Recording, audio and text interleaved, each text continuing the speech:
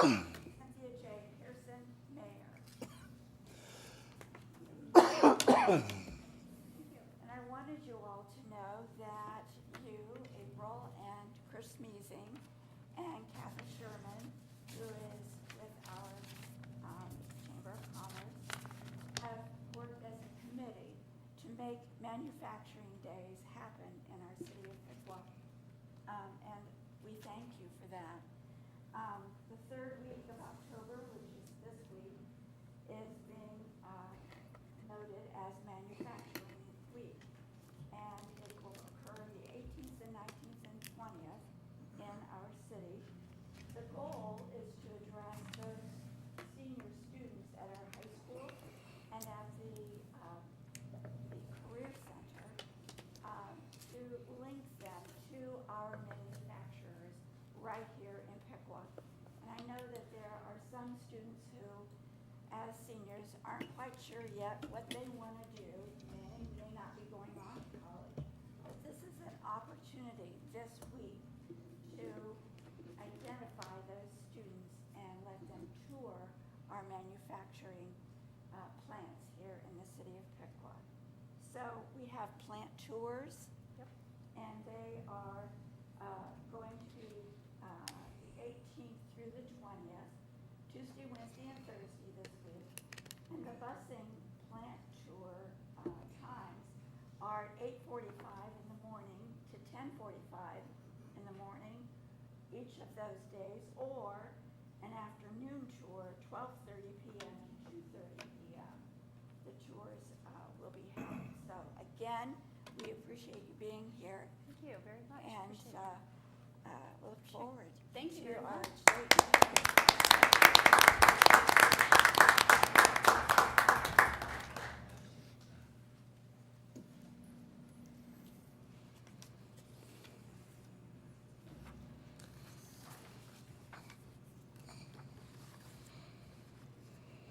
Okay. So now we have our consent agenda, approval of our minutes. So Diana, do you want to? Approval of the minutes from the October 4th, 2022 regular commission meeting.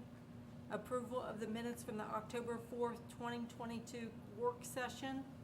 Approval of the minutes from the October 6th, 2022 work session. Approval of the minutes from the October 13th, 2022 executive session. Thank you. Is there a motion to accept the consent agenda? I'll make a motion and accept the consent agenda. Second. It's been moved and seconded. All of those in favor, say aye. Aye. Aye. Opposed? The consent agenda has been approved. So moving on to old business, we have resolution number R-109-22 that has been tabled. And at this time, we would want to untable that. We would need a motion to untable this resolution. I'll make a motion to untable this resolution number R-109-22. Is there a second? Second. It's been moved and seconded. All those in favor say aye. Aye. Opposed? Commissioning the mayor, the administration will ask that this resolution number 109-22 be removed from or withdrawn from the agenda. Okay. Is there a motion to remove this resolution? R-109-22. I'll make a motion and withdraw. Is there a second? Second. Second.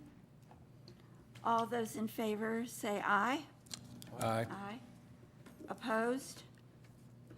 Motion carried. Commission, the Pickwood Code provides that an owner wishing to annex into the city can request the Planning Commission to designate zoning prior to the annexation of the land into the city. In this case, in the case of the 663 acres annexed into the city of Piqua, the owner used this process, and after a hearing in front of the Planning Commission voted to designate the zoning for the land as I-2 zoning. The city commission in this instance does not vote on the zoning for this land. The code also provides that the special use permit, the Pickwick Code provides that the special use permit may be requested from the planning commission prior to annex, or commission also. A quarry is a special use permit requiring an application before the planning commission. The city commission does not have any authority to determine whether or not a special use permit is granted. Our current ordinance and charter grants this authority with the planning commission only. The planning commission voted to grant the owner the special use permit in this instance. The proper appeal of the planning commission decision, and pursuant to the Ohio Revised Code, is to appeal the decision to the Common Pleas Court. This has been done. Mr. Reardon, Mr. Sherry, and UVMC have applied or have appealed the decision, and the court will determine if the planning commission acted appropriately. I've asked commission not to discuss, for the public's edification, of not to discuss this matter any further, as the city now is also involved in the litigation, and it is currently under review by the court. Thank you. Thank you for that explanation. All right, moving on to resolution number R-110-22. That resolution also has been tabled, and it will continue to be tabled until our November 1st commission meeting. Moving on to ordinance number 0-9-22, a second reading. An ordinance amending Chapter 50 of the Pickwick Code relating to garbage and refuse. Good evening, Commissioners. This is the second reading on ordinance to update Chapter 50. This deals with the garbage and refuse collection for the city. I provided each of you with a summary of what the code updates we're looking at here. The first section being definitions. We added a definition of what is an acceptable container for yard waste. We also modified and removed some outdated language. In section 50.02, we are adding a section to require that the sanitation containers be removed from the public right-of-way. This is an issue that has been brought up multiple times from community members, that they're requesting those carts be taken back from the street or curb area to make the neighborhoods look better. In 50.03, we added reference to our fall prevention program that wasn't previously discussed in the code at all. And we've removed throughout the code all of the references to yard waste and moved those into their own section, which would be 50.04. Then in 50.07, this references the approved fee schedule, which we are moving all references to rates and fees out of the body of the code and putting it at appendixes at the end, so they're easily found what the rates and fees are. Then in 50.08, this talks about when trash put out for collection becomes a nuisance due to a customer not properly setting out their trash or putting too much out, and then gives the city better tools to address that situation if it becomes a nuisance in the neighborhood. Then 50.99, the penalty section, adds reference to the penalty fee. And then at the end is the tables for the rates and fees. Table A would be for the residential service rates. We're asking for a change in the rate structure for residential rates, which would make the sanitation rates similar to all other utilities, where you pay based on your particular usage.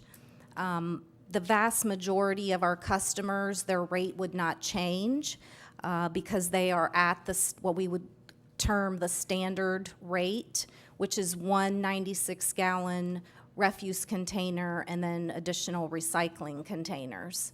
So we're looking to add a small quantity generator, which would be for those customers that choose to only use a 35-gallon container. And then we would add a large quantity generator for those customers that require more than one 96-gallon cart. Table B, which would be the commercial service rates, there would be no change to those rates. And then Table C would list the fees associated with the refuse collection. Most of these are additions to address issues with the collection service. We're looking to add a special pickup fee. This would be for the department in the future to add a service available to customers if they have a very large quantity of bulk items that they would like for us to pick up. Then we could provide that service for an additional rate. A cart replacement fee, this would be for negligence on the part of the customer. If they damage the cart in some way, this is not for normal wear and tear. We make those corrections to carts and lids and all of those things that will break, over time. This is for some negligence. A cart size exchange fee, this is in an attempt to cut down on customers who call in multiple times throughout the year and want to change the size of their cart. It's not happening as frequently anymore. I think people are getting used to which size works for them. But we have had customers in the past that would call and want the large container and then call a few months later and want the small and then call back and want a medium. So this would just be to recoup some of our costs in making those switches. The nuisance abatement fee, which we discussed, this is when there is a nuisance situation created by a customer. An example would be if there was an eviction or some large amount of trash is set out that's too much for a normal collection day, and it's left there for multiple days. And we have that situation from time to time, and then neighbors call in, it's causing a problem in the neighborhood. They may be blocking the sidewalk or what have you, and then people start going through it and scattering things around, and it becomes a problem. And then the penalty fee would be for any violation of the code, but what we envision that we might utilize that for is failure to remove the carts from the right-of-way after a notification. Thank you. Are there any comments, questions? I was just going to say, we had a work session during the first reading that evening. I know there wasn't a lot of discussion, so I appreciate going into a little bit more. I don't know if we even had any attendees at that point. I think one. Some of the things that were discussed there, a lot of this was reviewed and taken by the new utility committee. So there was something that was part of the reason we brought that on, and having citizens to be able to come in and have some say and impact onto some of these policies and procedures. I like the idea where for the actual quantity, making adjustments, so if you use less, you're getting charged less, and the kind of standardizing that kind of across our platform. And then to clarify too, the bulk pickup, the people or citizens still have the 3 items that they can leave out bulk, and that service isn't going away, correct? Correct. Customers are permitted 3 bulk items per week. And a bulk item is a piece of furniture, an appliance, your larger items that we still would collect up to 3 of those per week. Thank you. And my recollection is that we're one of the only cities that does that. There's a few. Yeah, we do provide a pretty robust service compared to some others. Great. Anything else? Any citizens have comments? You need to come up to the stand. Your name and your address, please. Eva Silvers, 319 Third. Chris, when you and Jay had talked about like the trash service having skipped, is there going to be some leeway there? Because I know there's been just a few people who haven't was gotten one of them. theirs. Right, and are they going to face like a fee for having extra trash out that week if the trash didn't come? And That's a how are good they going to question. debate that? That's a good question. Right, so typically how we handle that, if there is a missed collection, we just ask the customer to call in that day or the next day, and we come back and collect it. Just That's what they did because for I know me. there's been some people who haven't gotten it picked up, and I don't want them to like incur a fine No. or a penalty. I called that day, and they came back, they came the next day and picked it up. I've never had that problem. Yes, I but know that's a Jay's great not question. here, so I wanted to make sure there wasn't any No, like no, thank stiffer- you very much. All right. Well, Thank and I think to add on, I think clarification a little bit on that penalty fee. So like if you left your trash out in that situation, I think it's more of a habitual type Yeah, person that's habitual. constantly having issues with that. Will give us a means to, try to hold some accountability. All right. Great question. Anyone else? All right. Ordinance number O-10-22, second reading. And an ordinance amending Chapter 51 of the Pickwa Code relating to sewers. Hello, Commission. Hello, citizens. Chapter 51 is regarding the sewers. I'm going to reiterate this on both water and sewer, but we are not raising our water rates. We are not raising our sewer rates. Any of the changes reflect fees. These fees are associated with septic haulers bringing stuff to our facilities. These are someone renting out a water hydrant meeting for a business. This is someone wanting to do lab testing. So when you go through the list of all the things are service calls. So these are not, our rates are staying the same. These are, everything I'm gonna go over here will be fees, so.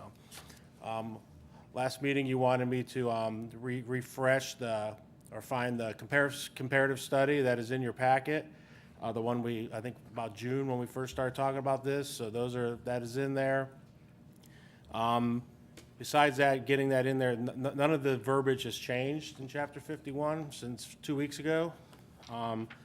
Quick overview, some of the fees that we are consolidating. We used to have 7 different size tap fees. We're gonna take that down to 4, simplify that. Basically a residential, a commercial, industrial, and a large industrial. Those fees are actually below the comp study of the other 7 or 8 communities. They're right online. The septage class is new. We started taking septage at the wastewater treatment plant from City of Pickwa, from Porta Clean, who is a City of Pickwa business. So we started doing that. And then we've evaluated and we've upped our industrial waste service charge. This only goes out to 3 or 4 businesses a year. This is the larger chemical producers and metal producers. This is how we monitor them, and we're recouping some of our time and effort and reporting efforts through a fee to them. Once again, that's only 3 or 4 businesses. And service calls, we have upped our service calls a little bit. As always, if it is a problem with the city's line is backed up, city's water line has issues, there is no service charge. If it is a homeowner issue and we are called out after hours, that's when the service charges are assessed. So, don't be afraid to call, but, just know that if it is something on your end and you've clogged up your house and we clean out our line, that you will be charged that service fee. So, but we will check into it. Can you clarify that? Did you say it's after hours only or? That's pretty much after hours only, yeah. Okay. Yeah, we have to call in 2 guys in a truck, we go out, we investigate, and there's time involved in that, and overtime calls, so. Understood. Thanks. So those are the several changes on the sewer. If there's any questions on Chapter 51, you can take them now. Okay. Commission, No. citizens, comments? I hear none. All right. Moving on to ordinance number 11-22. An ordinance amending Chapter 53 of the Piqua Code relating to water. The same thing here, no rates are going to be effective. Our goal is to keep the rates stabilized for the next couple of years. We're working hard at that all the time, but by being more efficient, purchasing agreements, stuff like that. The consolidation of the tap fees from 7 to 4 is mirrored on the water side as it is the sewer side, and the prices are the same, water and sewer.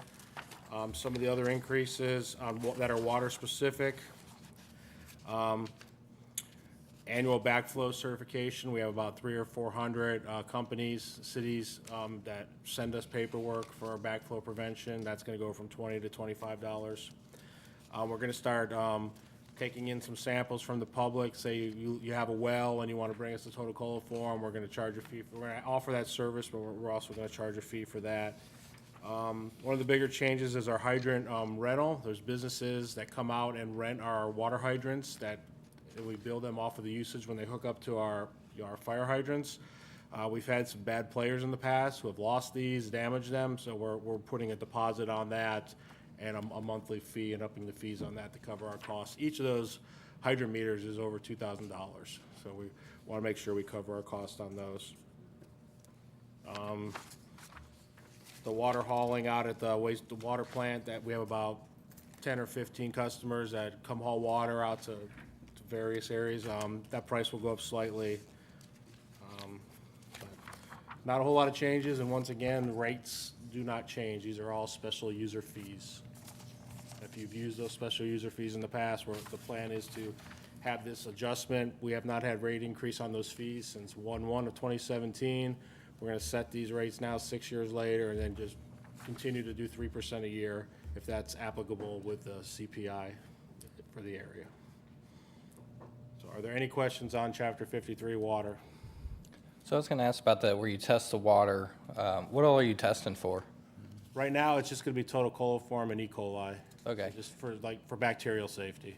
If you have a well or if you And we want- did that before, but now we're looking at it as an added service to anybody that wants to come in. Is Yeah, I that think correct? we were doing it when people asked, but we're just making it official now. And, we're not promoting it by any means, but when someone does come to us or, get in touch with us, we'll provide that service. Is that limited to Piqua residents or? That would be anybody. Okay. Yeah, Piqua, most of them, we do have some residents on wells out on the west side that aren't on our water service, but this is more for surrounding areas of a service. And we have 3 trained people to do this test at the lab. We're looking to train a 4th to help him with his growth in his career, and adding some more samples would help us achieve that.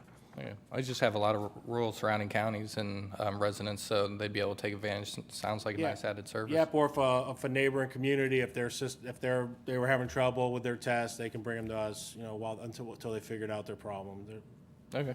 Ohio EPA is happy that we're offering this service. There's not a lot of labs in the area that offer this service. You have one down in Englewood, city of Dayton, but there's not a lot. So they're happy that we're going to offer this support to the northern suburbs. All right, thanks. If you were listening to the national news, you would think that all of us are about to get slammed with huge increases in utility costs. And I find that maybe this is a time to brag a little bit that at least for water, we are not proposing increases in fees, and so maybe we're bucking the trend.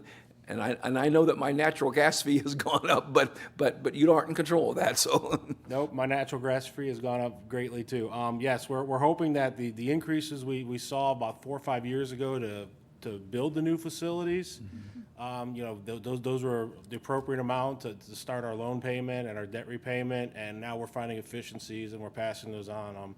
Also too, with us having our own power supply at all the facilities, and that being a controlled price that the city controls very well, that helps keep our costs down, because electricity, labor, chemicals, those are our big expenditures, so. And some surrounding communities who have not had to make major investment in their water facilities will catch us at some point in They will time. probably catch us, and with the current interest rates and construction costs, we're very lucky we got that stuff done the last couple of Greenville, years. Covington, they're Troy. Troy, they're all gonna see the increase. Is it true that the more people that use the water, the cheaper it might become? Yeah, if we can get a big company in here and some big users, that will help out. That will help stabilize those prices important, even isn't it? longer. Yes, definitely. Okay. Because we will not, to produce another 1,000,000 gallons, it would be power costs, chemical costs, but we're not gonna add people. So that's a big component of it. You know, we have the infrastructure in place and the technology to do it, so. Thank you. Good, thank you. Thank you. All right. Moving on to ordinance number O-12-22, second reading. An ordinance amending Chapter 56 of the Pickwick Code relating to stormwater management. Yes, chapter 56, we cleaned up a lot of the language in there. It was about 20 years old. It was the original ordinance that was written, well, maybe about 10 years ago. Our ordinance was originally started. We started the stormwater fund, and a lot of the language is original, so you'll see that marked up a lot. Rates-wise, this is the one rate that will go up. It has not gone up since 1/1/2016, so that will be 7 years, and this is proposed to go from $6.70 a month for a residential home to $7 a month. So a 30 cent increase per month, $3.60 a year for a homeowner. And then accordingly, the larger commercial tracts and industrial tracts will get charged more because they have more ERUs to their site.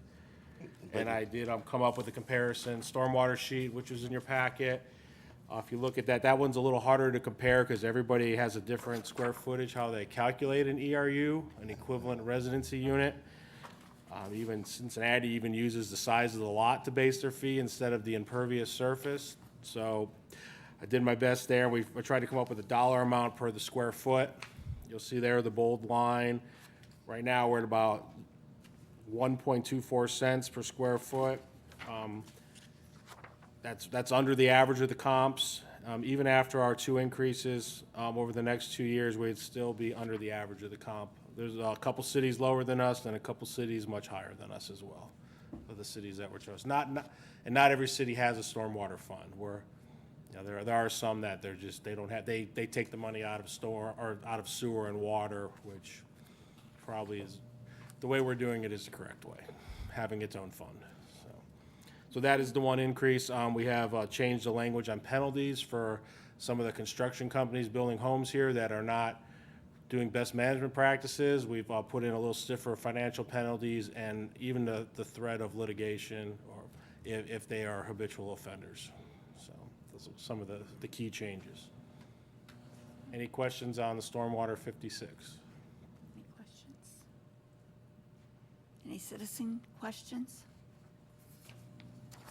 Okay, thank you.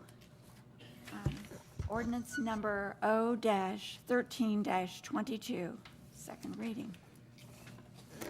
An ordinance amending Chapter 94 of the Pickwick Code relating to the municipal golf course and city parks. Good evening, Commissioners. So this is Parks and Recreation. The beginning part of this chapter deals with the golf course. In 9401, this is deals with the fees, which we are moving to an appendix also at the end. But there is some adjustment here, mainly on weekend rates of $18 and $25 for 9 or 18 holes. We are removing the provision that tax was included in certain rates. And we've added some additional rates to accommodate some additional opportunities at the golf range. In 94.02, this is your memberships. There is no change to the membership rates. There was just some language updates. In 9403, this deals with prohibitions at the course, and we just updated some language there. For example, there was some references to horse-drawn vehicles at the course, and we don't seem to have a problem with horses any longer at the course. 9404 deals with the practice area, and we're suggesting that we delete this section in its entirety. There was a provision in there that we charged for use of the practice green, which we do not, so we're just asking to remove that. 9406, this deals with, we're looking to adjust the language here a bit, just talking that the course would be open weather dependent, not necessarily based on a calendar month. There are some opportunities, sometimes in years that we have a mild winter, that we could have the course open in December. But there's also some years that the spring is extremely wet and we can't open until April. So we're just asking that the language reflect that it's weather dependent. We would also allow the city manager to establish agreements with the school districts that utilize the course. The next section of this chapter deals with the city parks. In 9420, this dealt with the community swimming pool, so we would be deleting this section. In 9421, this references the appendix at the end for rental fees. 9422, we're asking to remove a provision dealing with not being able to use a bicycle or a scooter in a park. People typically will do that, and we haven't had any issues with that.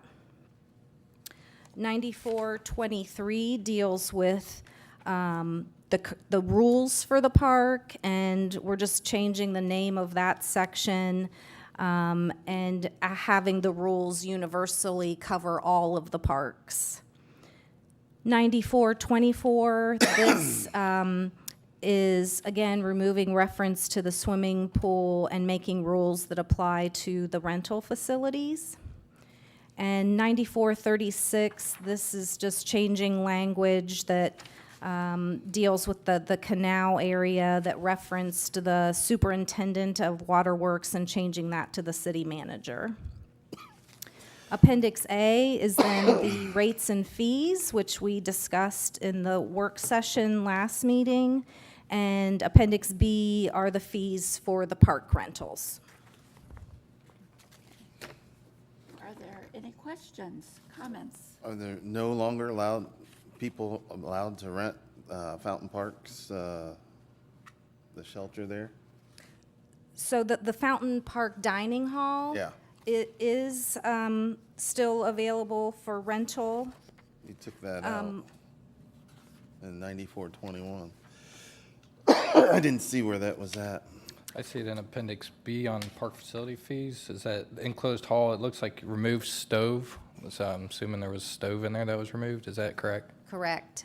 We're looking at potentially putting that back. We're going to do a little bit of a upgrade and remodel to the facility. So if we do add any equipment back, we would list it on the next code update. So to answer my question, we're not renting the pavilion? That struck through and Yeah, all of that section is struck through because we moved all of the fees to the appendix at the end. Appendix B is the park facility fees. I see in there too, like the small shelters, like at Fountain Park, there's no charge, but so is there, you don't reserve them? Is it just kind of first come, first serve? Correct. All of the open air shelters are first come, first serve.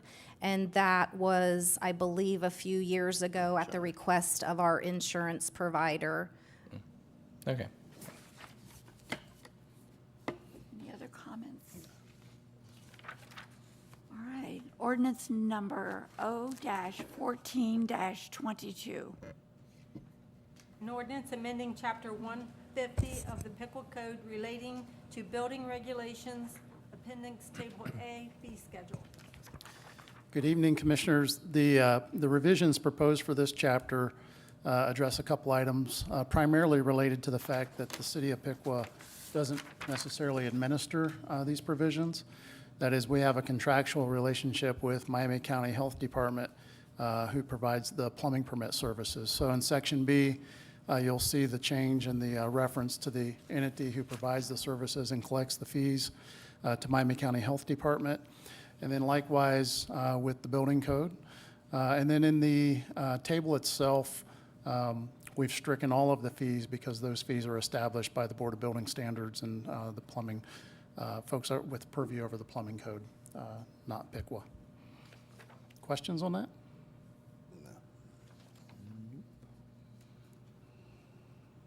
Hearing none. Ordinance number O-15-22, second reading. An ordinance amending Chapter 151 of the Pickwa Code relating to subdivision regulations, Appendix Table A, fee schedule. Thank you. The change here in the first section there references the Planning and Zoning Office currently. That's simply being modified to the Development Department to more accurately reflect the department responsible. In the fee schedule, we already have these in an appendix section in a table format. We compared or surveyed surrounding communities to see where we stood in relationship to their fee schedule. We also did a fee analysis, a time study to look and see how much time was involved for each of our plan reviewers to review the different types of permit and submittals that we receive. And then based upon the data from both of those studies, we looked at our existing fees to determine if they were appropriate or not. In most cases, we're adjusting the fee to better reflect the fee analysis in terms of the actual time and expense incurred by the city to provide that service, but also with an eye towards the survey results.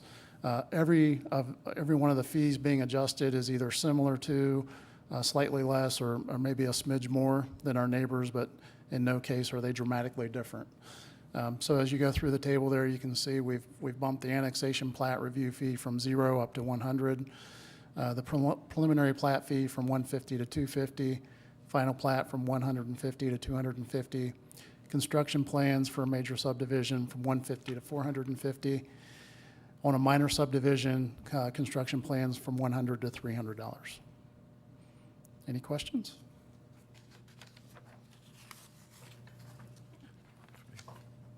Thank you, Chris. Hearing none. You're welcome. Ordinance number O-16-22, second reading. An ordinance amending Chapter 154 of the Pickwa Code relating to zoning regulations, Appendix C, fee schedule. Thank you. Once again, the revisions here reflect making the change to the department responsible for administering the fees. On the fee schedule itself, some minor adjustments, again, based upon the survey results as we looked at what the fees are in our surrounding neighboring communities, and then also looking at our fee analysis to determine the actual time invested and the expense incurred to provide those services. That results in the fee adjustments that you see before you, demolition going from $25 to $50, permanent sign going from $25 to $50, striking out the portable sidewalk sign. It's really very temporary in nature and comes and goes, and there's not a lot of permitting or review involved in any of that. Temporary signs that do require some permit review from 0 to 25. Special use requests from 100 to 150. Variances from 25 to 150. Change of use for an existing structure from $25 to $75.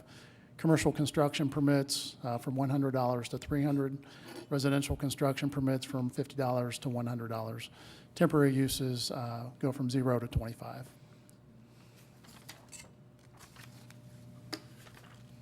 Any questions, comments? All right. Hearing none. Thank you. We'll move into new business. We have resolution number R-118-22. 117? 117. Okay, I thought that was, Resolution 1-17, or 117-22, administration asks that it be tabled at this point. okay.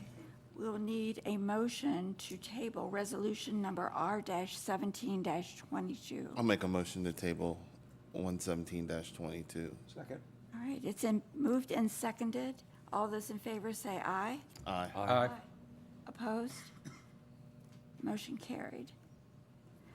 Resolution number R-118-22.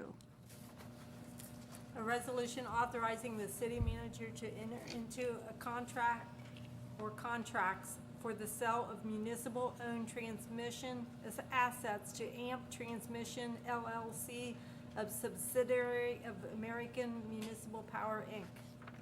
AMP. Good evening, City Commission. This resolution proposes the sale of a portion of Pickwa's 69,000-volt network transmission assets to AMP Transmission. This strategic initiative, the concept and the reasoning for doing this was originally presented to the Pickwa Energy Board at our April meeting. And then in August, the Energy Board heard a more detailed proposal. And upon hearing and reviewing the proposal, recommended City Commission authorize the city manager to execute the contracts needed to complete the proposed transmission sale. Now I'd like to walk through the presentation included in tonight's City Commission packet, which explains how we came to the conclusion that we want to move forward with the sale and ultimately seek City Commission approval for doing so tonight.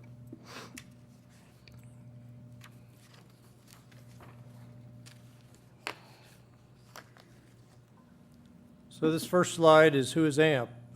You've heard me talk about AMP. AMP's our joint action agency, American Municipal Power, 133 members in 9 states now.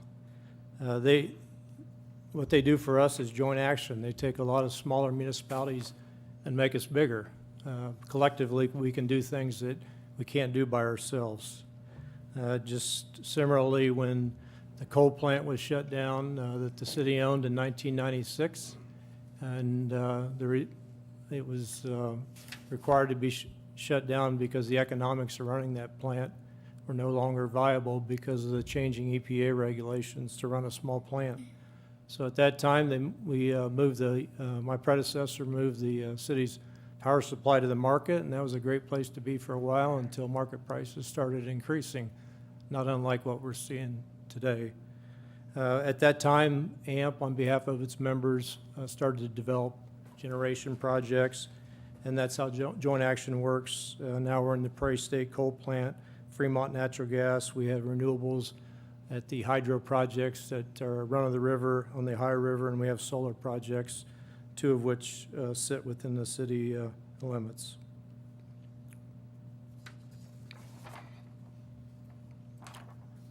AMP Board of Trustees. Our job, and I say our job because I've been on the board since 2009, is to direct and control AMP staff. As our joint action agency, AMP is really owned by the members. Prior to 2009, my predecessor, Bill Summer, served on the board for a number of years. So Pickwa's been on this board helping to direct AMP staff to do the things that are necessary to help the members do their jobs better. Slide talks about the electric industry as a whole. There's 3 major components. Generation, we just talked about. We have our Prairie State Coal Plant, we have the Fremont Gas Plant, we have the hydros, we have solar, and we have combustion turbines that we own and operate within the city. I'll skip down to the last item, is distribution. Distribution includes all the facilities that we need to deliver power to the homes and businesses in Pickwa, from the substations that we own to the distribution lines, to the transformers, to the services that go into the house. And really what we're here to talk about tonight is the middle item, transmission. Transmission is the movement of high voltage electricity from the generation facilities to the distribution systems like the one owned by Pickwa and the other electric utilities that are members of AMP. This service is regulated by the Federal Energy Regulatory Commission, and AMP and many of its members, including Pickwa, reside in the PJM interconnection, which is our regional transmission organization.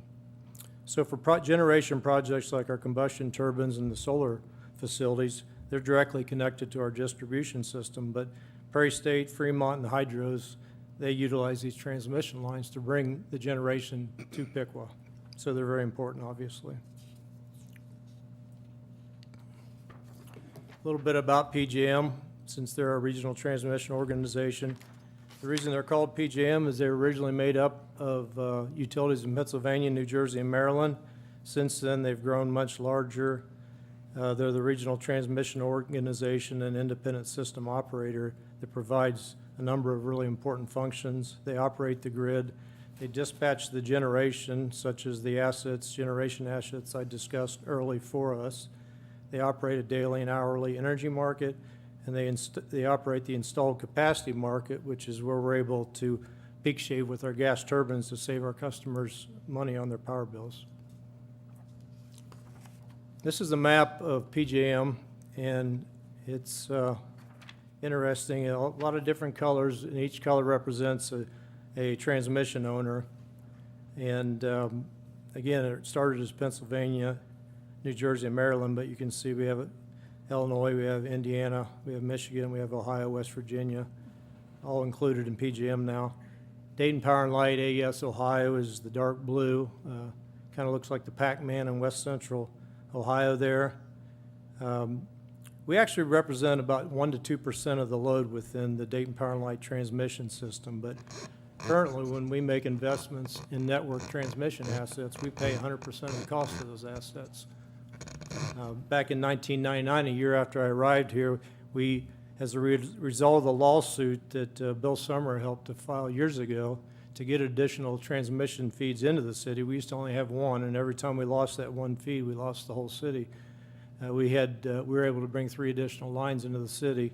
The last one was brought in '99 from Eldine Substation just north of Troy, and the city had to pay $2.4 million for those assets, even though they benefit the grid. So what I'm talking about tonight is a way to really more fairly and accurately share in the costs that we present on the system.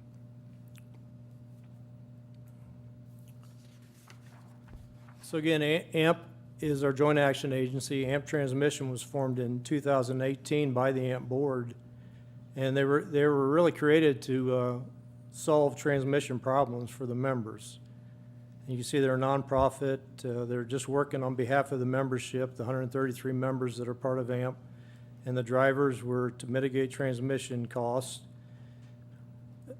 Right now, we haven't seen a large increase in transmission costs in DP&L AES Ohio because they haven't been building. They're just starting to catch on, and they do need to build to improve the reliability of the grid. But AEP and First Energy, ATSI, they've been doing this for years. And if you're on those systems, you see the significant increase in transmission costs. So that was one of the reasons that they wanted a seat at the table so they could help mitigate, contest, control those rising costs.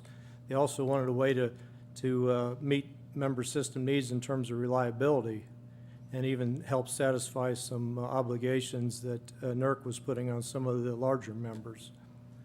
PJM formula transmission rate was approved by FERC back in 2019 for AMP transmission. They're operational in the ATSI and AEP zone, and they hope to be operational in the Dayton zone.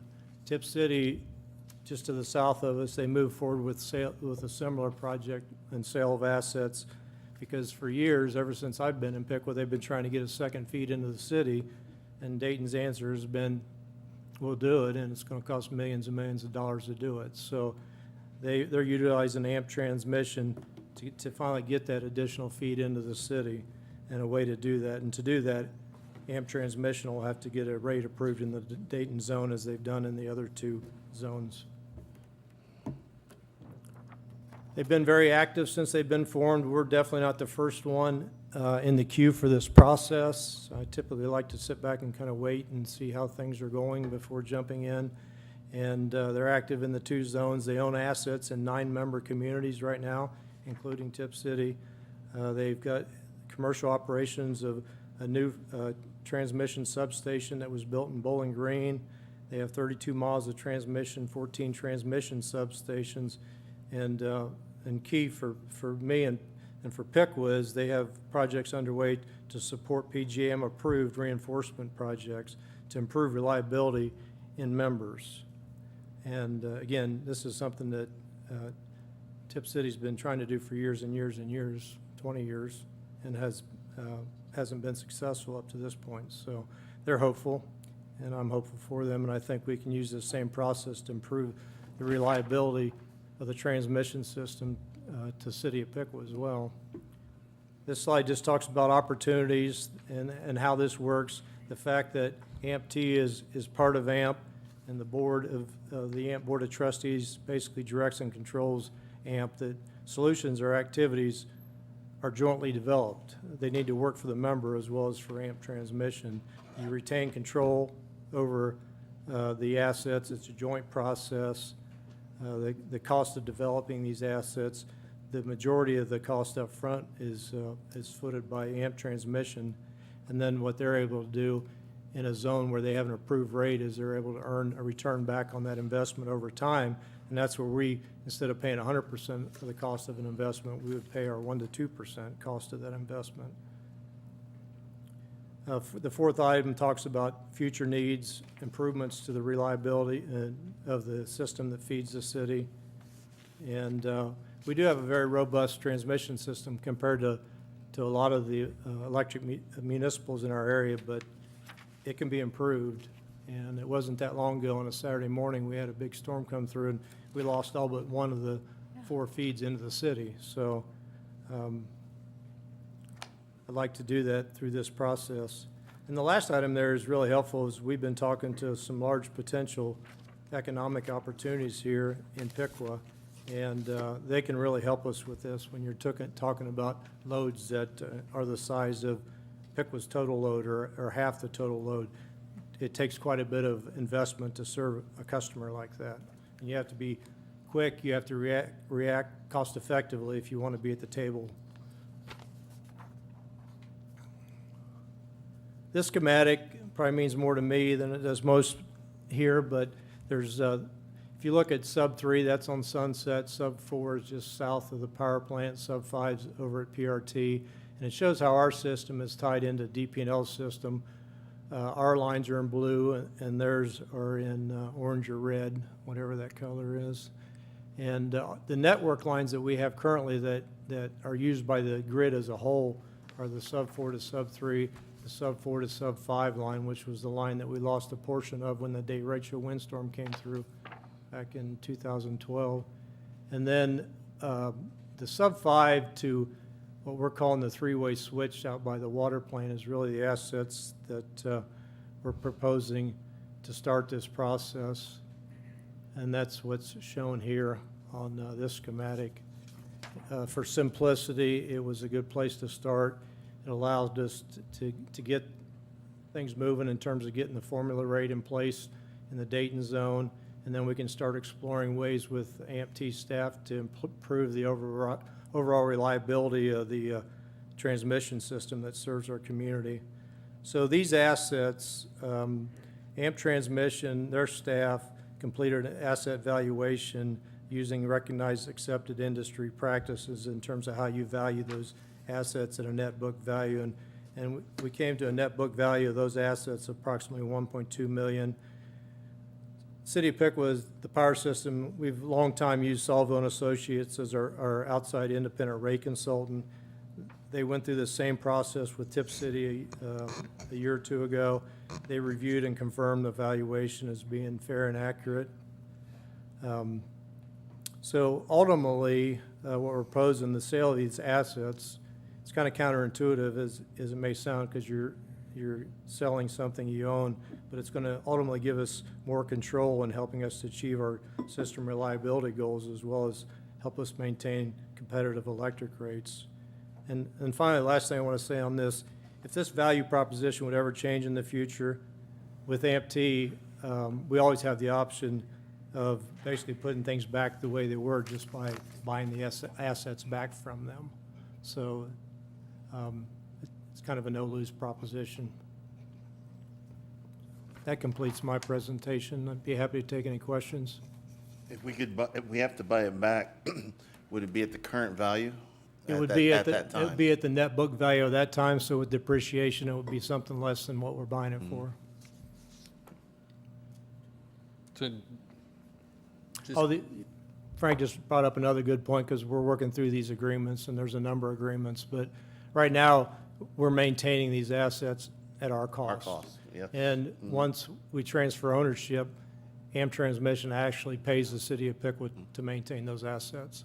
So that's income that we're doing it right now, and our electric customers are absorbing that cost. So it's another way to mitigate costs moving forward. So that's what I was going to ask, kind of in summary. So it'll increase reliability for our system. We get the compensation for the assets, and then they provide the maintenance cost for it as well. But we won't have any loss in service. It would actually improve our service coverage. So if there's any type of outages or such, it actually help build our grid up a little better, correct? You know, that's my biggest goal. The 1.2 million that we'll be bringing on into the electric fund is fine, and we can use that for other capital investments. But, you know, 3, 4, 5 years down the road, when we're able to improve the system that feeds the city, that's ultimately my biggest goal. My understanding from the Energy Board meeting that I attended was that not only will this agreement benefit us, but it has side benefits for other smaller communities in our area that obviously need some assistance. I'm thinking of. Right. So City of Piqua in Dayton or AES, Ohio's transmission zone, we're currently the only municipality that has networked assets that are being used by the grid. We have members like Tip City and Versailles that have single sources. So when that source goes down, they lose the whole community. So when Versailles loses their source from Dayton, Midmark goes down, you know, Weaver Eggs, all their big businesses lose power. So Tip City, as I mentioned, they've been working on this for a number of years. Eric Mack, the director of infrastructure, he actually came to the April meeting, Energy Board meeting, and presented basically on behalf of this project, because by us moving forward now, and once it gives AMP-T the ability to get that formula rate in place, it will benefit Tip City, Versailles, New Bremen, any member in Ohio, in DP&L AES Ohio that wants to move forward with similar projects. So yeah, they're definitely looking forward to us moving forward. Any other questions or comments? So I think that's a general question. Maybe you might have to reiterate a little bit is, it sounds like it's a win-win for us. Is there any kind of negative, why is AMP-T willing to provide that type of service? Is there any potential drawback in this? That's the question that, I followed the process in Tip City and through their council, and it was like, this is too good to be true. And the reason it's too good to be true is because the members own AMP. We direct AMP. AMP-T is a subsidiary of AMP, so their goal in life is to do things that benefit the members. So, and the fact that we can undo this in the future if we want to, I mean, it gives us an out if things would ever change. I don't foresee them changing, but I see no downside of doing this. Thanks. Any citizen comments? Okay. I would need a motion to adopt resolution number R-118-22. So moved. It's been moved. Is there a second? Second. It's been moved and seconded. All those in favor say aye. Aye. Aye. Opposed? Resolution carried. Thank you. We come to public comment. This is an opportunity for citizens to address the City Commission regarding agenda items, issues, or to provide information. Comments are requested to be limited to 5 minutes, and specific questions should be addressed to the city manager's office. Any public comments? Somebody monitoring the time? You got it? Okay, thanks. I didn't do a very good job last time. Hello. Hi, good evening. My name is Deb Hogshead. I live at 421 South Plum Street in Troy, and I'm a volunteer with a local group called Move to Amend Miami County, and I'll say more about our group in a minute. I'm here tonight to invite the Piqua public to our November and December meetings. This fall, we've had a guest speaker series featuring Miami County residents who are not affiliated with Move to Amend, but who play integral roles in our democracy. For example, in September, our guest was a historic preservationist, and in October, we talked with a social justice advocate. In November and December, our guest will be an elected official, and a public librarian, respectively. Commissioner Chris Lee has graciously accepted our invitation to speak in November. Stephanie Rostron, Director of the Piqua Public Library, will be our guest in December. Both meetings will be held at the Piqua Public Library on the first Wednesday of the month, so that will be Wednesday, November 2nd, and Wednesday, December 7th. Let me repeat that. Wednesday, November 2nd, and Wednesday, December 7th, from 6 to 7:30 p.m. Our fall speaker series has been rather informal, providing opportunities for conversation, for learning about different ways people experience or promote or exercise democracy here in Miami County, and for giving the public a chance to learn more about our group. Now, a little bit about our group. Our group is an affiliate of the national, nonpartisan, nonprofit grassroots movement known as Move to Amend.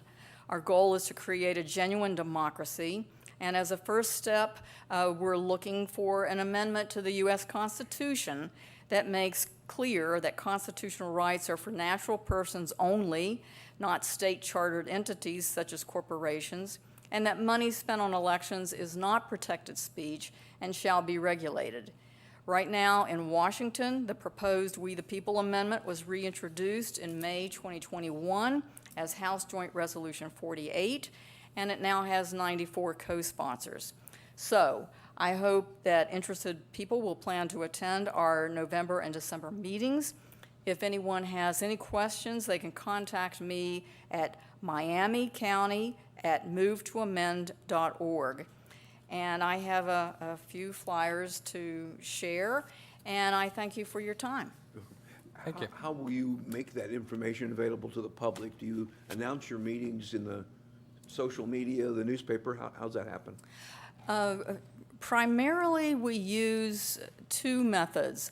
We use Facebook through our Facebook page, which is Move to Amend Miami County, Ohio, and we also send out email blasts to people who have signed our petition supporting an amendment to the Constitution. I have also made efforts to put out information in our local paper, Miami Valley Today, but have been unsuccessful. Just because you put something in, submit something to the newspaper doesn't mean it's going to get in.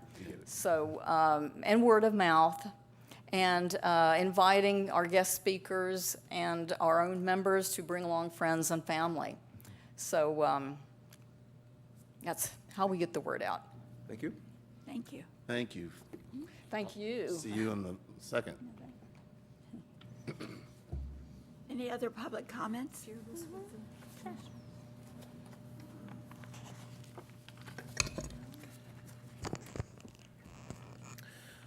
Tom Homan, 1803 Nicklin Avenue. So the last few meetings have been pretty packed. They've run pretty long too. And a lot of that was due to citizens concerned about the rock quarry and the Nicklin Wilder development project. There's been a lot of passionate citizens here representing both of those issues, and what we've been told by this commission and several representatives from the city over the past several weeks now is how excited you guys are all to see that level of community engagement. And I really hope that's true, because you guys should be excited to see the citizens, the constituents that you represent, engaging in the issues that affect the city. And these issues are all very serious issues to the people who are interested in them. Everyone here for the Wilder Project takes that issue seriously. Everyone here for the Quarry Project takes that issue seriously as well. Though I know some of the things that happened earlier today maybe make that a little bit different. And it is our hope as citizens of this city that the commission takes these issues and all other issues seriously.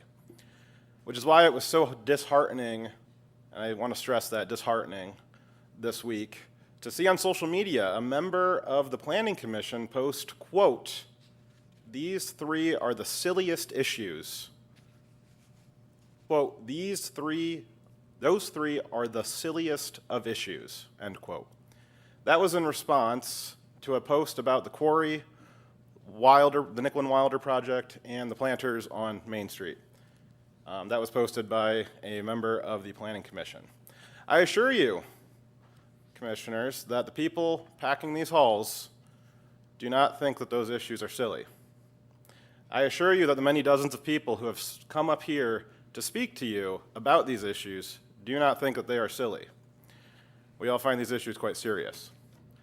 And so I have a simple question for each of you is, and I guess I wrote this before the start of the proceedings today, so I'll modify my question to, I guess, coincide with what Mr. Patrizio had requested of you guys.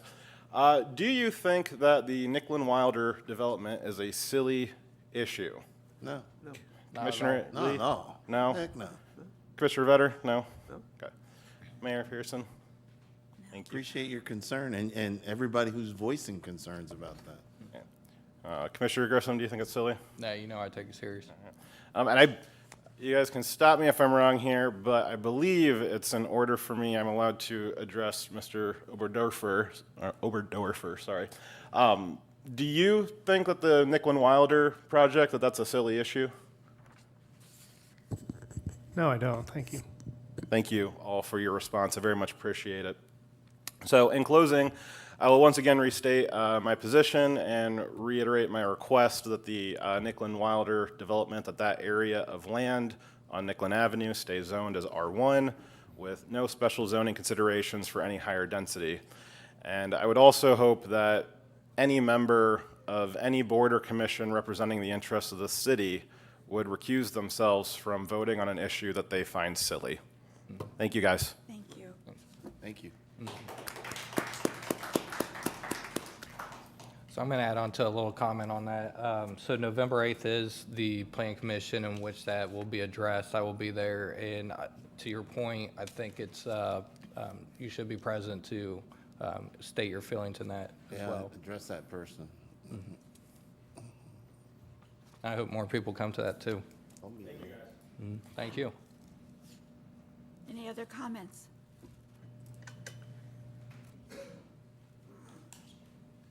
Good evening, Planning Commission. Mike Sherry, 430 Fox Drive. Just a quick question. When a resolution's put together, there's generally a staff recommendation that is made. Who is the staff that makes that recommendation? Is it you guys or? No, No, I don't know. City staff. city staff. City It depends on what Ask the, Mr. Oberdorfer. Direct your question to him. Yeah, who would be the staff that makes a recommendation It depends on what the recommendation is, what department it lies in. to whoever's department is ahead of that? Okay. Well, on this issue, we're not allowed to discuss. I asked you guys all to look at the staff report on that. And particularly, there was no negative implications that in that report is 100% recommended by the staff of the city. I had a day and a half to research this. I found that, this was in front of Miami County back in 2016, and they found a number of reasons why they didn't want this in their part of the county. And they hired expert opinions, and a lot of these experts provided expert information that was never put in the city staff report. I don't know who was responsible for that particular staff report, but I do ask that maybe that gets looked into and determine why that information was left out, because that was the information that the Planning Commission then voted based on that recommendation. We tried to provide that information to the Planning Commission that day of, but I think it was just too late. They didn't have time to read it. They told us they didn't have time to read it. So someone in the city, I don't know who put that staff report together, but I recommend that it gets looked into to figure out, and maybe some repercussions come from it. Quick thing I would like to read. This was part in that brief. It's really not related to the quarry, but I think it's applicable here for all of us today and a lot of issues. So it says, we're all familiar with the Arabian proverb, if a camel once gets his nose in a tent, his body will soon follow.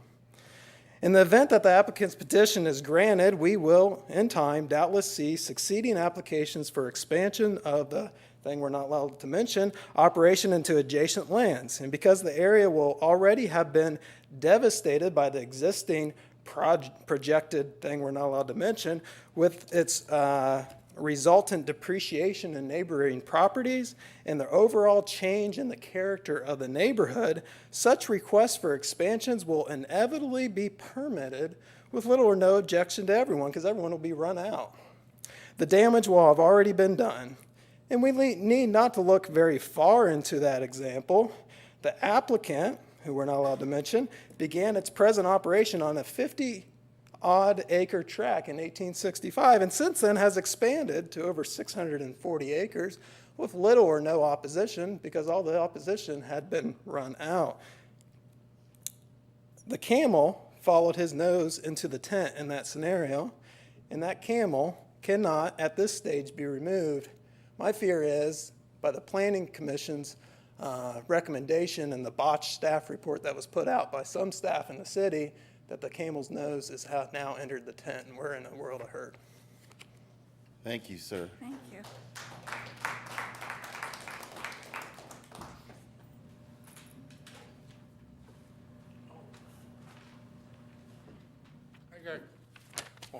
My name's Roland Sourmouth, 660 South Street. Yep.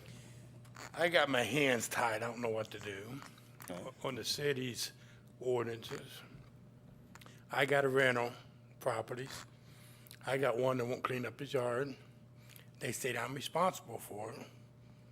I tell him to clean it up. He don't do no good. I've been to court since 2017 for stuff like this.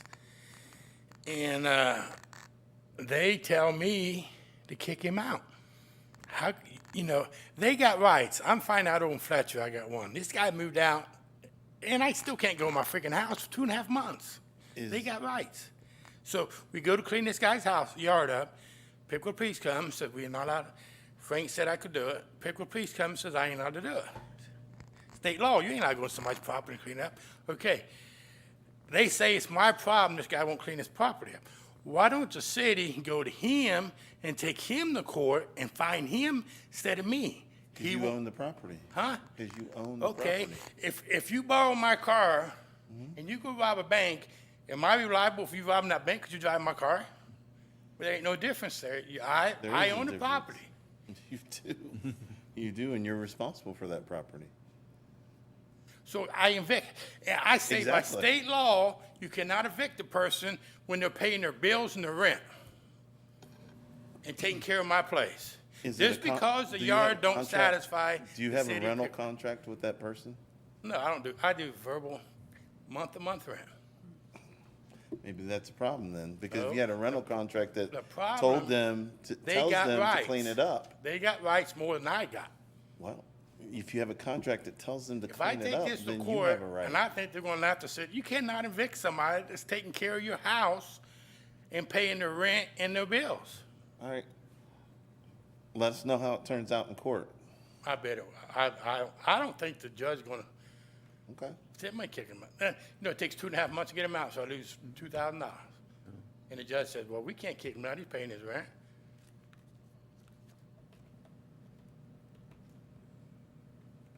I mean, I just think something should be changed.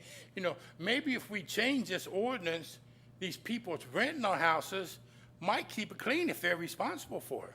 So you would like an ordinance that would force the tenants to do, To clean their it's their property, I'll tell you that. It's their property. it's not their property, They it's no, yours. go to court. I'm fighting one in Fletcher right now. It's ugly. It's ugly. The guy moved out, and I still can't have my house back until I go to court. So you go to court. I know. But I'm saying, you take the guy that's renting your house Mm-hmm. and take him to court instead of me to court 5, 6, 7 times, and nothing getting done, and say, hey, you're gonna clean up, or we're gonna fine you. And I say he's gonna clean it up. But he's gonna clean it up because I'm responsible. They don't care about us landlords. I would like to see tenants take responsibility, so that's something we can look into, we can ask, okay? I mean, that's what I'm saying. I mean, I just. But my hands are ultimately, tied. it's your What do I do? property, so. What do I do? I know own the property. I mean, sell them all? I don't want you to do that. up to you. It's up to you, though. It's up You to think, you. if I evict this guy here, he's gonna move someplace else and pick and do the same freaking thing. Maybe, maybe And, not. Well, Not if in you Pickwick. find him for doing it, he probably gonna realize, maybe I should clean up and, Or move out of the town, right? Do we want people to move out of town? Not necessarily, Well, that's but what we you want just said, people move to out do of what, town. we want, Do we want people to move out of town? we No, want you- people to clean up their property that own it. Tell them to clean it up. Well, we are. No, you tell me to tell them to clean it up. You own it. That's why, that's why. Okay, I got another ordinance. All right, You got 1 minute left, just. I'll come back another time to talk about that. okay. Thank you for coming up. Move them out, kick them out of town. That's the way to have that. No. Any other comments? Concerns?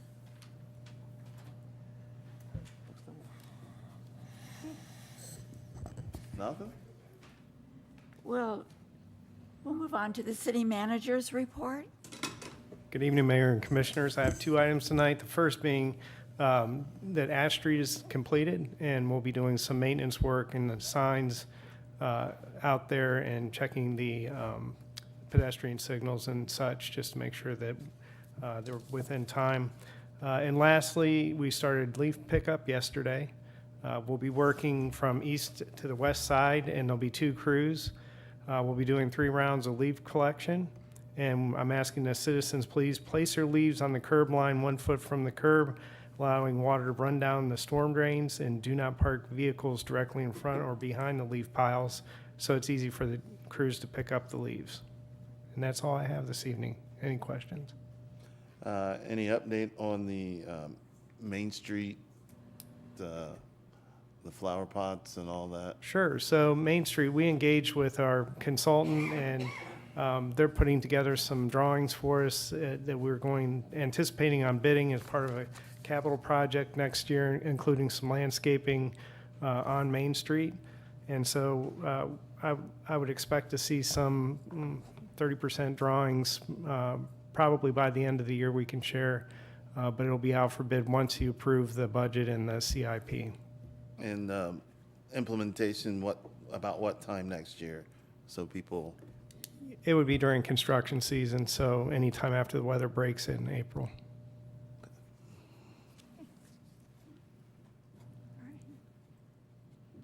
All right. Thank you. You're welcome. We'll move on to commissioners' comments. Commissioner Grissom. I already talked about the November 8th Planning Commission. Again, I hope people are able to make it to that in regards to the Wilder project. Couple questions I got on updates as well. You talked about permits earlier, and our new website, it does look phenomenal, but I know there was some added functionality we were looking at, particularly with permits, and right now it's just the forms on there, but are we still looking at being able to submit and pay and all through the website? Ideally, it'll be all automated, and you can do it all from your home or your business. We're not there yet. We're still in the process of demoing some of the packages, the modules that they offer, and then eventually work into a permitting system, a permanent permitting system.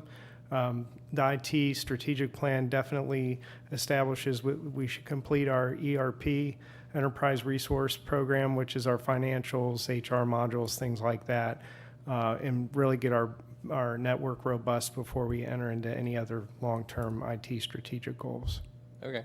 And then kind of talking about IT on those, I think we're looking at November timeframe for our utilities app for people to see more on there. Is there any update? There'll be something coming out here in November-ish on NISC, yes. Okay. And then the last one, I've had multiple people reaching out to me about the urban chickens. I didn't know if there was any update there as well, too. I know the last time we talked about trying to get something on the agenda. I know we've had quite a bit going on, but. I've had people reach out to me, and that's one of the things that I suggested, and I think we're going to hold off until January. Okay. Is that right, Frank? I wasn't aware of that. January, My we're gonna bring it up. understanding that it will I was go- going to talk about that in mine as well, but go, Okay. thank you for the My question. understanding is supposed to go in front of Planning Commission sometime, and we're gonna try and get it on in January sometime. January? Yep. Okay. Thanks. That gives me a date to provide people reaching out to me. Great. And I do appreciate with Ash Street, it does look phenomenal. It's a lot better to drive on. And then leaves, of course, just as a reminder, you know, children like to play. I have young ones that are experiencing it for the first time, and any type of leaf pile they see, they like to jump in. So always be careful when driving not to run through those. Thank you. Yep, and that's it. All right. Commissioner, Vice Mayor. Hey, so, thank you for the update, City Manager. Also, have been getting questions about chickens. Also got a little survey of people that were interested, 3 pages of people that are interested in chickens. So definitely want to bring that to the commission's attention. And I knew that January would be in front of the planning commission. So if you're interested, stay tuned. I'm still interested as well. I like the farm fresh eggs myself, so I think that's something that that we should put in front of all the commissioners and the planning commission so we can get that done here in town.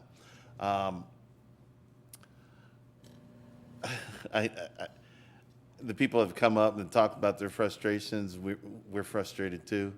I can tell you, and we just can't say anything more than that at this point. But we will talk about it at some point in time. So thank you for your concerns, those people who are putting time and energy in it. I mean, you asked appropriate questions. Do we care? Yeah, I care. Nicklin and the quarry, we care. And we're glad that you guys are stepping up and talking and expressing your opinions, because that's what this is all about. And we want to be as transparent as possible and until we can't be, which is like right now. So basketball season's coming. Football season's not done yet. Pickwa's still a powerhouse, and they're going to go to the tournament, so I'm looking forward to seeing how they do in the tournament. My kid that plays for Lehman, they'll go to the tournament with the number of wins they have, so we'll see what happens with that, but basketball is coming. So, and if you're a basketball fan and or like the Scottish Thistle, come visit me. I'm going to be serving drinks at the Scottish Thistle next Monday from 4:30 to 9. We're doing a fundraiser for Lehman basketball kids. We're going to buy some warm-ups for them, so we're trying to raise some money. And I used to serve drinks in college. I wasn't very good at it then, so I might be worse now. So come check me out. I mean, no, you'll get too much is what I'm saying. They're going to lose money that night. Yes. I don't know. I don't know what that means, but I know what you're saying. I know what you're saying. But I might have a heavy hand. You might get a real strong drink. So that's all I'm saying. That includes the Sprite and the water, right? Sprite and the water. Those are separate. Those aren't. Oh, you're mixing them together. Okay. Oh, no, I wasn't mixing them. But it's for a good cause. If you get time, stop out, say hi. I'll buy you a water if you just come by. Well, it's free, so. So that's all I have. I appreciate you guys coming out. Thank you for participating in city government. It means a lot to me. My whole goal and mission when I came on board was to be transparent and to get more people here. You guys are here, and so thank you. Mr. Vedder. Very good. I want to thank Ed Krieger for the presentation Oh, man. tonight. I am the original citizens member on the Energy Board. And I served on that board for 11 years before I took a job out of town. I have a lot of respect for the technical and the objective kind of nature of that operation, and I'm very pleased. So thank you for that presentation. I thought it was great. He does a good job. The other thing I would like to see, Mr. Patrizio, when we have an opportunity, is I'd like to see a completed list of all the parts of Piqua who cannot have chickens because of their covenants.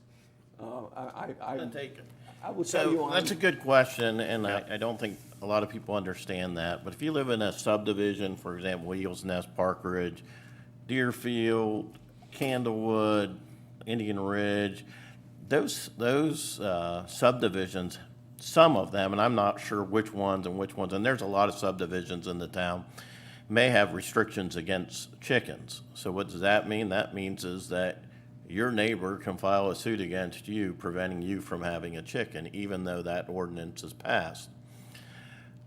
My guess is it's going to cover a large portion of the town. If I look it up, I will have to get my staff to look at it, but I can do that and Well, present something. you got till January. You could do that. Well, I find it interesting. We that looked at some of them. I just have to, there are a lot of subdivisions, so we got to find out and look them up. some of them have been around a very long time, so. Well, I find it interesting that my neighborhood's not one of them, and I'm probably going to propose an ordinance that we allow groundhogs in the neighborhoods, because my neighborhood is included in the groundhogs, and they're chewing up my back shed. So I'm having a hard time living with chickens when I'm dealing with groundhogs, skunks, and opossums. But And so- you bring up an important point, that even if this commission passed an ordinance for chickens, it does not mean that your neighborhood would permit you to have, your neighborhood subdivision would permit you to have those. And those restrictive covenants are enforceable. I understand. Thank you. Lastly, I bring comments from the Piqua Neighborhood Improvement Group, and my comment tonight is keep your valuables out of public sight. If you leave valuable things in your car, somebody's going to break in. It's an opportunity, and an easy thing to carry things in and put them in your house, and don't keep them in your car. And I think that will help the crime situation. And I'm not aware that we're inundated with break-ins in cars, but we do have them from time to time. And almost every one of those, there's some valuable item that has been left in a car, and somebody has seen it quickly. So my comment is, take them inside, lock them up. Thank you. Thank you. Okay, this evening, Bethany Center has Trunk or Treat, October 23rd from 2 to 4 at 339 South Street. The Kiwanis Halloween Parade is October 26th at noon, downtown Piqua. And then we have the downtown Piqua Holiday Horse Parade. That's Saturday, November 17th, 7 p.m. There is also going to be the last town hall. That's going to be Thursday, November 17th, here in Commission Chambers at 7 p.m. And RJ Monier is going to present a new app with the Utilities Department, along with some other speakers. So I hope you all can come. Thank you for coming tonight to express your concerns. There's a lot going on right now, and we're here to answer your questions. So I appreciate you coming out, and I hope you have a good evening this evening. Just real quick, did you mention Piqua Trick or Treat? Is it? I heard you say on there. That's next Thursday, correct? 27th. Okay, I didn't hear if you said that or not. No, I didn't. Okay, There's thanks. a lot of trick-or-treating going on. Yeah, so that is, next Thursday, the 27th at 6 p.m., 6 to 8, is that correct? 6 to Okay. 8, yes. Right. All right. I'll make a that's all I- motion to adjourn. Second. It's been moved and seconded. All those in favor? Aye. Aye. Opposed?